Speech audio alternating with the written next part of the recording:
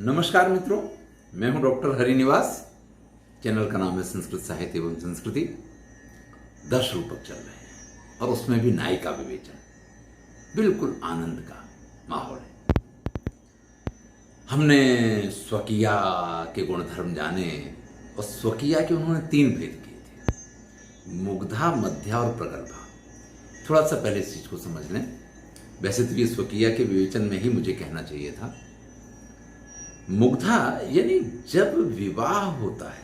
आजकल की स्थितियां तो अलग हैं। आज तो लोग सोचते हैं कि पहले कैरियर बन जाए तब हम विवाह करेंगे। अब राम का वास्तविक कैरियर तो बना जब वो रावण को मार के वापस आ गए। तब तक तो उनका कैरियर ही नहीं बना था। भले वो राजकुमार बने रहे, इससे क्या फर्क पड़ता है। तो उनका वास्तविक कैरियर तो राम कब बन पाए? जब उन्होंने रावण को मारा। इसके बाद शादी करते तो फिर क्या होता? आप जिसके बारे में भी देखेंगे, अरे भाई, विवाह को और कैरियर को क्या लेना देना है? ये बात ही लोगों की समझ में नहीं आती है। लोग समझते हैं कि जब कैरियर बन जाए तभी विवाह उत्तम है। मैं इसका विरोध भी नहीं कर रहा हूं, लेकिन अगर हमें संस्कृत साहित्य को पढ़ना है, अगर हमें इन सब चीजों को जानना है, तो आपको लगेगा कि इन दोनों चीजों का कोई लेना देना नहीं। क्योंकि नायिका मुग्धा कब होगी? जब उसकी आयु कम होगी। नायिका मुग्धा कब होगी? जब उसको, जिसको आज आप प्रेम कहते हैं, यानी काम के बारे में ठीक से मालूम नहीं होगा। नायिका मुग्धा कब होगी? जब उसको ठीक से क्रोध करना भी नहीं आता है। तो प्रत्येक व्यक्ति के जीवन में इस प्रकार की जो स्त्रियां हैं वो तब आया करती थी। लेकिन अब तो हम ऐसा नहीं कह सकते हैं। अब की स्थितियां अलग हैं। आजकल तो अगर आप चर्चा करें तो इस प्रकार की स्त्रियां विवाह के बाद नहीं मिला करती। तो मुग्धा तो आपकी जिंदगी में से निकल गई, और होगी भी तो कितने टाइम के लिए होगी? 1 सप्ताह, 1 मास। इससे अधिक मुग्धा का सुख आपके सौभाग्य में नहीं है। यह आप समझ के चलिए। हां, मध्या आपको मिलती है और मध्या के साथ आप आनंद करते हैं। और अगर जीवन में आप साथ बने रहे तो प्रगल्भा भी आपको मिलेगी। प्रगल्भा क्या, वृद्धा भी आपको मिलेगी, जिसकी चर्चा नहीं है। चलिए, हम मुग्धा की चर्चा कर रहे हैं। मुग्धा नायिका कौन सी होती है? मुग्धा नववय कामा रतौ वामा मृदु क्रुधि। मुग्धा नायिका वो होती है जिसकी नवीन वय होती है, नवीन काम वाली जो होती है। रति क्रीड़ा में जो वाम होती है, रति क्रीड़ा में जिसको आनंद नहीं आता है। मृदु क्रोधी, और जिसको गुस्सा तो करना नहीं आता, जिसका क्रोध बड़ा मृदु होता है, बड़ा सरल प्रकार का क्रोध जो करती है। ये चर्चा यहां पे की है। मुग्धा की विशेषताएं बताते हुए कहते हैं कि मुग्धा नायिका वो होती है जिसकी नवीन वय होती है, जिसको काम के आचरण के बारे में ज्यादा कुछ पता ही नहीं है। ऐसी नवीन काम की जानकारी रखने वाली होती है। और रतो वामा, उसको संभोग में आनंद नहीं आता है। क्रोध करना तो अभी सीख ही नहीं पाई, रूठना तो आता ही नहीं है उसको। रूठने के लिए रूठती है, लेकिन रूठना आता नहीं है। चलिए, इसकी चर्चा करेंगे, लेकिन थोड़ी सी चर्चा ये आवश्यक है। देखिए, फिल्में देखते हैं बच्चे, विशेष करके स्कूल में पढ़ने वाले लड़के हैं, लड़कियां हैं। वो जब इन फिल्मों में कुछ इस प्रकार के दृश्यों को देखते हैं, कुछ इस प्रकार की चीज़ों को देखते हैं कि भाई एक नायक होता है, एक नायिका होती है, आज की भाषा में एक हीरो होता है, एक हीरोइन होती है, उनके बीच में प्रेम होता है। यानी कोई भी फिल्म आप ले लेंगे, अगर कॉलेज गोइंग फिल्म है तो उस कॉलेज में उनका प्रेम ना हो। अरे, स्कूल की फिल्म दिखाएंगे तो स्कूल में भी 2 का प्रेम होगा। आप किसी भी प्रकार के कोई भी सीरियल देखें, वहां कहीं ना कहीं उस प्रेम को जरूर दिखाया जाएगा। और जब वो प्रेम दिखाया जाता है तो ऐसे बच्चों के मन में भी ये अंकुर फूटता है कि हम भी ऐसा प्रेम कर लें। पहले ये स्थितियां नहीं थी। देखिए, सीता का विवाह राम से किस उम्र में हो गया था? अगर इसकी चर्चा आपको देखनी तो आप वाल्मीकि रामायण में जाइए। राम 16 वर्ष के थे। राम 16 वर्ष के थे। सीता कितने साल के होंगे आप समझ सकते हैं। और सीता ने स्वयं ये बात कही है कि बचपन से लेके मैं आपके साथ रही हूं। उन्होंने ये नहीं कहा कि युवावस्था में आपके साथ रही हूं, बचपन से लेके आपके साथ रही हूं। आज की समस्या ये है कि हम समझते हैं कि विवाह यानी कि शारीरिक संबंध का पहला दिन या उसके संबंधी। ऐसा नहीं था। विवाह यानी दो परिवारों का, दो लोगों का एक दूसरे के साथ जुड़ना। अब जब आप इस अवस्था पे पहुंचेंगे, इस उम्र पे पहुंचेंगे, जब आप इस लायक होंगे, उसके बाद आपके शारीरिक संबंध भी शुरू होंगे। लेकिन तब तक ये चीजें नहीं हुआ करती थी। बात कर रहे थे हम कि वर्तमान काल में क्या होता है। अब चूंकि सबको मालूम है कि विवाह तो अब लेट ही होता है, कैरियर बनते हैं। अब तो लड़कियां भी अपने कैरियर के लिए बड़ा ही सजाग होती हैं। तो ऐसी स्थिति में क्या होता है कि जब स्कूल में पढ़ते होते हैं तो कई बार कुछ बच्चों के मन में इस प्रकार की भावनाएं जो जागृत हो जाती हैं, ये मुग्धावस्था है। मुग्धा शब्द का सीधा सीधा अगर हम इंग्लिश वर्ड लें तो इनोसेंट गर्ल, जिसको कुछ मालूम नहीं होता है। इनोसेंट नेचर की बात नहीं हो रही है, इनोसेंट की बात हो रही है। तो यहां कहा है मुग्धा नववय कामा रतो वामा मृदु क्रुधि। अब नववय का उदाहरण देते हुए कहते हैं विस्तारी स्तन भार एस गमितो ना सोचिता मुन्नतिम रेखोद्भासि कृतं बलित्रयमिदं न स्पष्टनिम्नोन्नतम् मध्येष्या ऋजुरायतार्ध कपिशा रोमावली निर्मिता रम्यं यौवन शैशव व्यतिकरो मिथो वयो वर्तते। कह रहे हैं विस्तारी स्तन भार एस गमितो, जिनके स्तनों में उभार प्रारंभ हो गया है। ना सोचिता मुन्नतिम, लेकिन जिस प्रकार का उनका विस्तार होना चाहिए अभी उस अवस्था को वो प्राप्त नहीं हुए हैं। यानी जिसके स्तनों का उद्गम प्रारंभ हुआ है लेकिन अभी वो पूर्णतया विकसित नहीं हुए हैं। रेखोद्भासि कृत बलित्रयमिदम न स्पष्ट निम्नोन्नतम।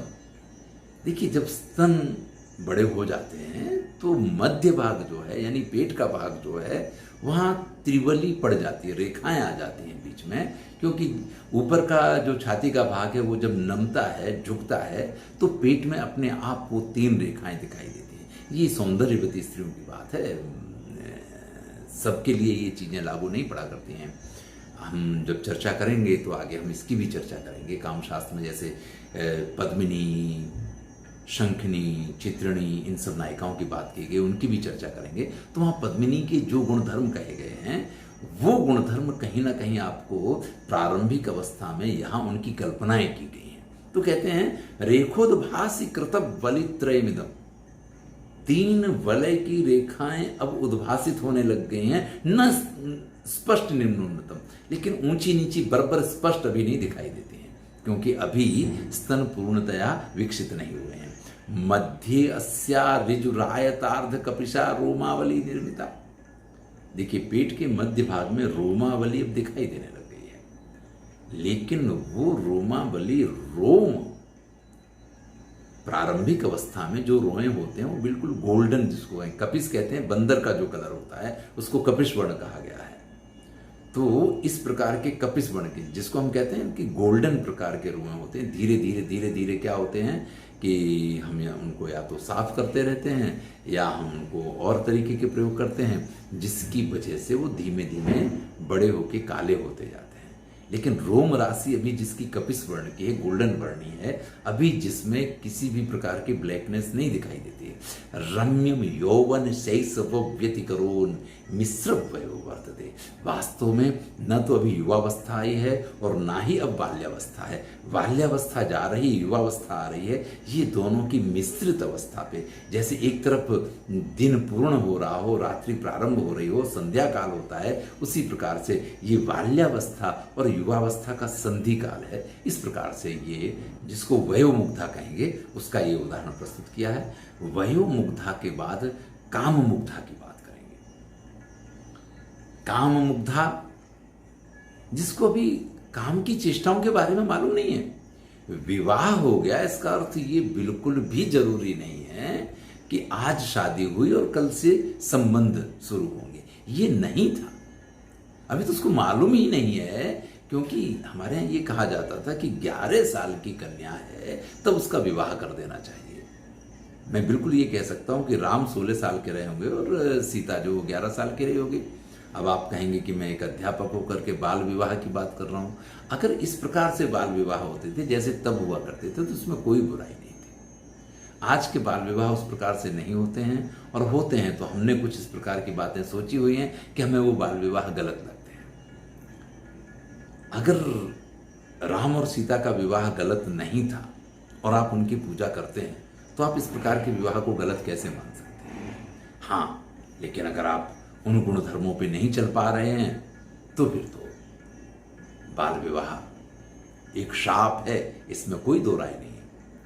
तो काम मुग्धा के बारे में कहते हैं, दृष्टि सालसता विभर्ति न शिशु क्रीडा सुबद्धादरा श्रोत्रे प्रेषयति प्रवर्तित सखी संभोग वार्ता स्वपी पुंसाम अंकमपेत शंक मधुना नारोहति प्राग्यथा बाला नूतन यौवन व्यतिकरा अष्टंभमानासनै। देखिए, दृष्टि में आलस्य दिखाई देता है। ये मतलब नवयुवावस्था की एक बड़ी ही सामान्य निशानी है। दृष्टि में आलस्य दिखाई देता है। अब बच्चों के खेलों में मन नहीं लगा करता है। पहले तो गुड्डा गुड़िया और इधर दौड़ना उधर भागना, ये करना वो करना, इसमें जो मन लगा करता था, अब उसमें न बद्धादरा शिशु क्रीडा सु बाल क्रीडाओं में अब मन नहीं लगता है। श्रोत्रे प्रेष्यति प्रवर्तित सखी संभोग, कहीं दो लोगों की बात चल रही है, दो सखियां अपने पति की बात करने लग गई कि आज तो ऐसा हुआ, हमारे पति ने ऐसा किया। अगर ऐसी बातें कहीं सुनने को मिलती हैं तो कान बड़े लंबे होकर के उन बातों को सुनने में बड़ा अच्छा लगता है। देखिए, पति के साथ नहीं रह रहे हैं, विवाह हो गया है, फिर भी कन्या जो है वो अलग है और पति अलग है, दोनों साथ नहीं रह रहे हैं, लेकिन उसको विचार करना, तो उसके लिए विचार के लिए एक बिंदु है कि हाँ ये मेरा पति है। अगर उसको कुछ कल्पना करनी है तो उसकी कल्पना कर सकती है। ये एक लाभ हुआ करता था। तो कानों से वो अब क्या सुनना पसंद करती है? अगर सखियां उसकी बात कर रही हैं, वो अपने संभोग की बात कर रही हैं, वो अपने प्रेम की बात कर रही हैं, तो बड़ा ध्यान से उस वार्ता को सुनती है। पुंसाम अंक अपीत अशंक मधुना नारोहति प्राग्यता। पहले कोई भी व्यक्ति आता था, कोई भी पुरुष आता था, वो दौड़ के जिस प्रकार के उसकी गोद में बैठ जाया करती थी, अब नहीं बैठती है। अब वो किसी के पास दौड़ के जाकर के उसकी गोद में नहीं बैठती है। अब तो बड़ा बुलाया जाए तो जाएंगे पास में, नमस्ते कर लिया दूर से, इतना पर्याप्त है। अब पहले जैसी बात नहीं रही। बचपन था, कोई भी आया आप दौड़ के गए, उसकी गोद में चढ़ जाते थे, उसके पास बैठ जाते थे, लेकिन अब वो चीजें खत्म हो गई हैं। बाला नूतन यौवन व्यतिकरा वष्टभ्यमानासनै। इस प्रकार से उसमें नूतन नवीन यौवन ने आगमन कर लिया है। अब वो कुछ कुछ काम की बातों को समझने लग गई है कि काम क्रीड़ा क्या होती है, काम कला क्या होती है। ये बात नहीं है, लेकिन काम जैसा कुछ होता है, स्त्री पुरुष के बीच में कुछ तो होता है जो कि अभी तक उसको मालूम नहीं था, लेकिन अब उसको वो कुछ चीजें मालूम पड़ने लग गई हैं और उस तरफ वो बराबर ध्यान देती है। रतोवामा के लिए दस रूपकार ने उदाहरण दिया है कुमार संभव का। व्याहृता प्रतिवचो न संदधे गंतुमैच्छद अवलंबिता शुका शेवते स्म शयन परान्मुखी साततापि रते पिनाकिन। नया नया शिव और पार्वती का विवाह हुआ है। पार्वती शिव से बात भी नहीं कर रही है। गंतुम ऐच्छद अवलंबितांसुका, शिव उनकी साड़ी पकड़ते हैं तो वो वहां से चली जाना चाहती कि नहीं, मैं नहीं रुकूंगी। और जब लेटती हैं तो दूसरी तरफ मुंह करके लेट जाती हैं, पीठ करके लेट, परांगमुखी शयन। तो शिव की तरफ पीठ करके लेट जाती हैं। सा तथापि हृदय पिनाकिनी, लेकिन फिर भी शिव को वो बड़ा आनंद दे रही हैं। देखिए, अब ये एक और व्यवस्था थी हमारे यहाँ।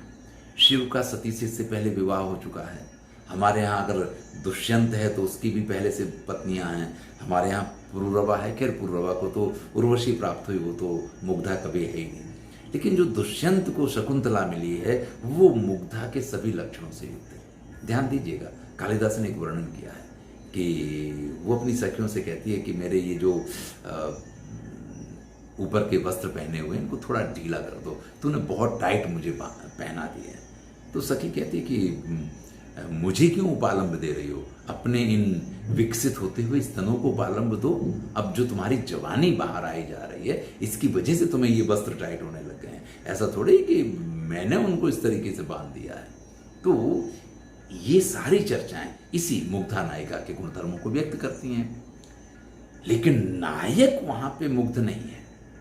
नायक तो परिपक्व है, खेला खाया अच्छी तरीके से, तो उसको तो इस चीज में भी यानी मुग्धा नायिका में और अधिक आनंद की प्राप्ति होती है। यही बात यहां शिव जी के संदर्भ में है और पार्वती के संदर्भ में है। रतोबामा के बाद हम उदाहरण देखेंगे मृदुको पे। लेकिन रतोबामा का अर्थ यह है कि जो देखिए मुग्धा नायिका होती है, ऊपर के हम 3 उदाहरण देख चुके हैं, मृदुकोपा एक अलग चीज है। इन तीनों उदाहरण से एक चीज निकल के आती है कि अभी संपूर्ण शारीरिक विकास नहीं हुआ है, वो मुग्धा नायिका होती है। और मुग्धा नायिका वो होती है जिसको भी काम के बारे में सब कुछ नहीं मालूम है। उसको ये तो मालूम है कि पति पत्नी जैसा कुछ होता है, लेकिन पति पत्नी के बीच क्या होता है इसको वो अच्छी तरीके से नहीं जानती है। धीरे धीरे जान रही है, धीरे धीरे जानती जा रही है।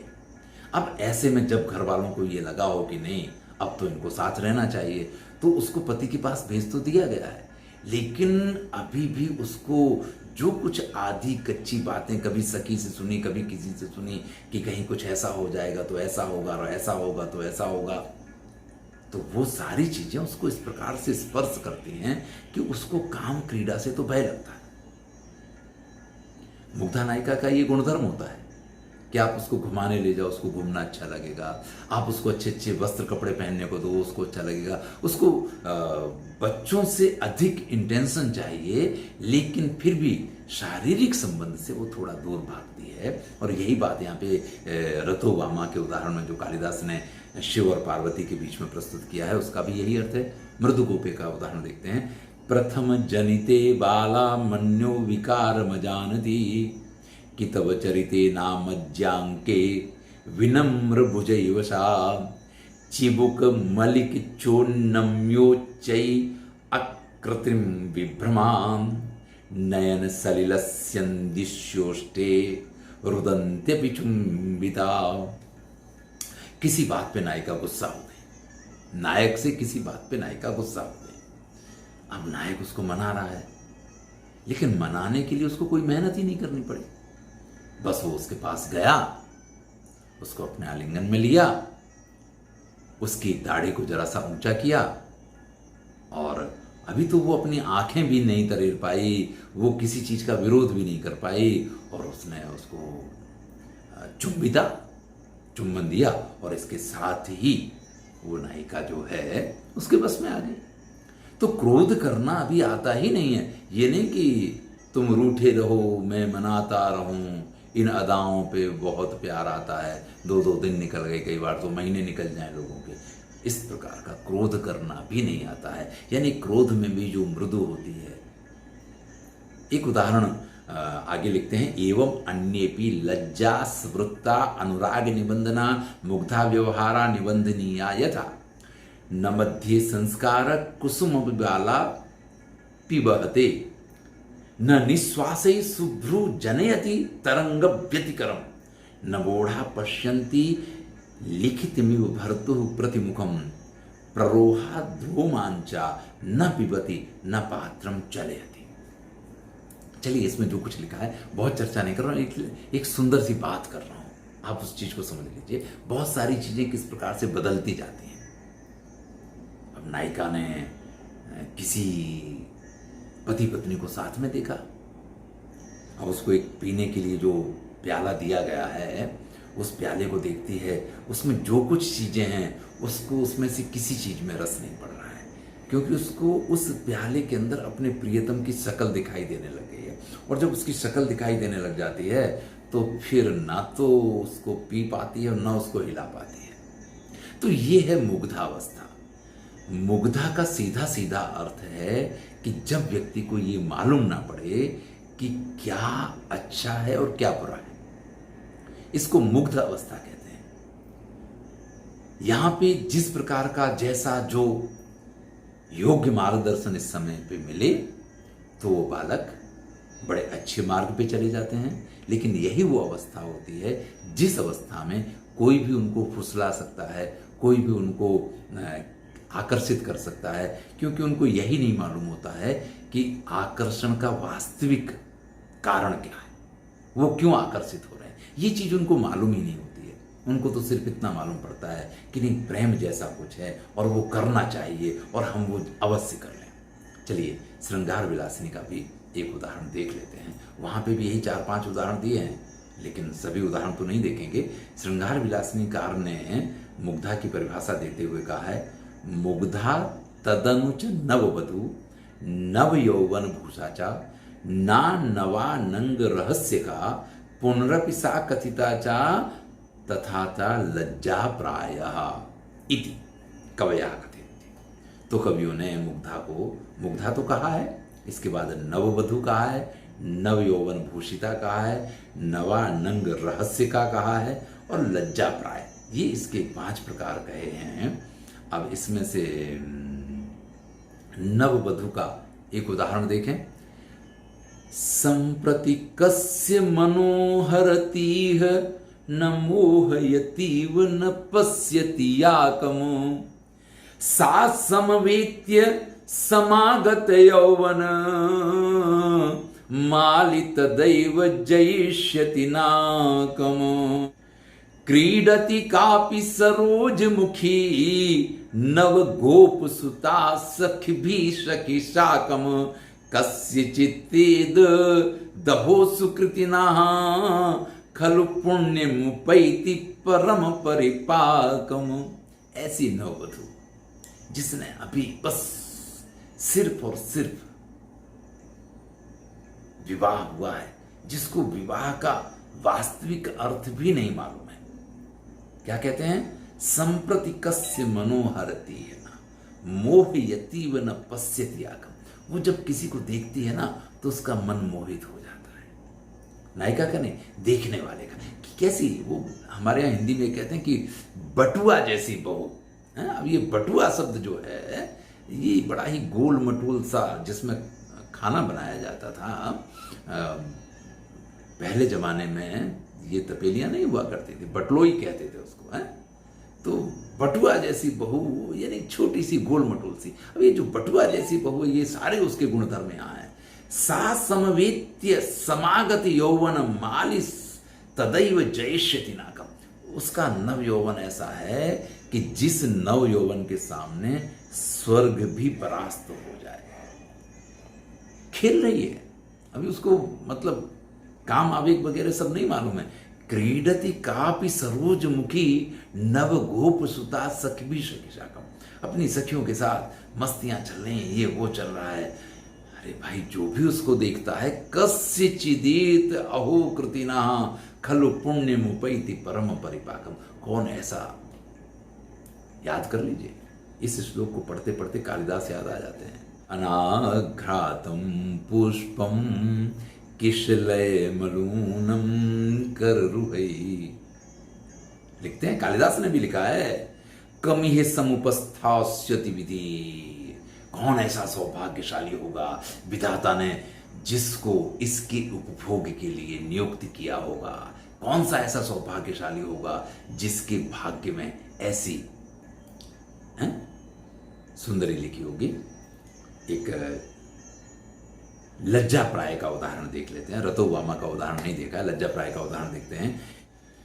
किंचित चाह चलन नयना सयना लय लोल दृगंचल रोषम चंद्रमुखी विमुखी परिरंभ कृत प्रिय पाणी समागम लोपम तेन समम स्वपति स्वकरेण विमुद्रित निविकुचद्वय गोपम सा सभयम सनिरोध वच सकुतूहलमेव सकंप सकोपम।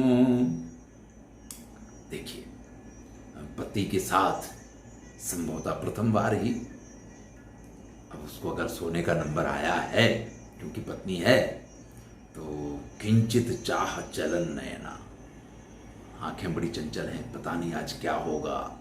शयनालय लोल दृगंचल रूपम, शयनालय में तो उपस्थित है लेकिन आंखें चारों तरफ ऐसे कि क्या होगा कैसे होगा, बड़ा भय जैसा, भयभीत जैसी मुद्रा। चंद्रमुखी विमुखी परिरंभ कृत प्रिय पाणी समागम लो। अब जब प्रियतम आता है उस चंद्रमुखी को, जो जरा घूम के बैठी हुई है, अपनी बाहों में भरता है, तो वो छूटना भी चाहती और पकड़े रहें। देखिए, एक बड़ा ही सुंदर उदाहरण काव्य प्रकाशकार ने भी प्रस्तुत किया है। नववधु शयने तुल्य योगिता के उदाहरण के रूप में उन्होंने प्रस्तुत किया है। स्विद्यति गूणति विल्लति विचलति, याद कीजिएगा, देखिएगा तुल्य योगिता का उदाहरण, तो उसमें श्लोक प्रस्तुत किया, कुछ उसी प्रकार के भाव यहाँ हैं।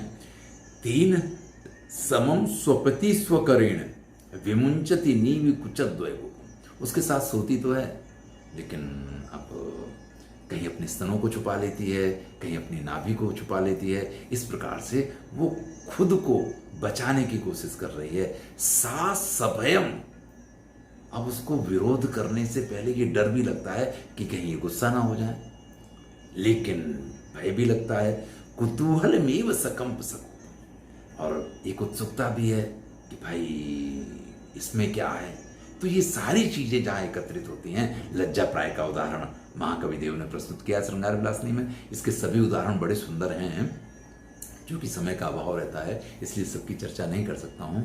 अंत में मुग्धा नायिका के बारे में इतना ही कहूँगा कि मुग्धा नायिका वो होती है जिसकी बाल्यावस्था अभी गई है, युवानी पूरी तरह से नहीं आई है, जिसको हमने कहा था इंग्लिश में इनोसेंट कर रखा है कि इस प्रकार की बच्ची कि जो बच्ची भी नहीं है अब और जो बड़ी भी नहीं, क्योंकि एक उदाहरण इस प्रकार का प्रस्तुत किया था कि पहले जैसे वो दौड़ करके आके किसी भी पुरुष की गोद में बैठ जाती थी, अब ये कार्य वो नहीं करती है। अगर ये कार्य नहीं करती तो ये अवस्था बस वही 11-12 वर्ष की जो उम्र होती है, ये उसी अवस्था का वर्णन है। अधिक से अधिक 13-14 वर्ष तक आप इस चीज़ को खींच सकते हैं, इसके बाद ये अवस्थाएं नहीं खींचा करते हैं। और हमारे यहाँ तो वैसे भी युवावस्था जो है 16 साल से मानी जाती थी। ये बात अलग है कि आज की स्थितियाँ अलग हैं, आज कुछ अलग ढंग से बातों को प्रस्तुत किया जाता है।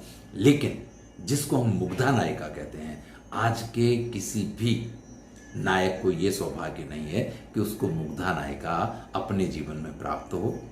और जो आजकल नायिकाएं हैं उनके पास भी ये अवकाश नहीं है कि वो मुग्धावस्था में अपने कैरियर को पूरा कर लें और इस स्थिति को प्राप्त हो पाए। धन्यवाद। अगला जो स्वकीय नायिका का दूसरा प्रकार है मध्या, इसकी चर्चा अगले वीडियो में करेंगे। मैं हूं डॉक्टर श्रीनिवास और चैनल का नाम है संस्कृत साहित्य एवं संस्कृति। नायिका विवेचन चल रहा है। अगर आपको अच्छा लगे तो वीडियो को लाइक अवश्य करें। धन्यवाद।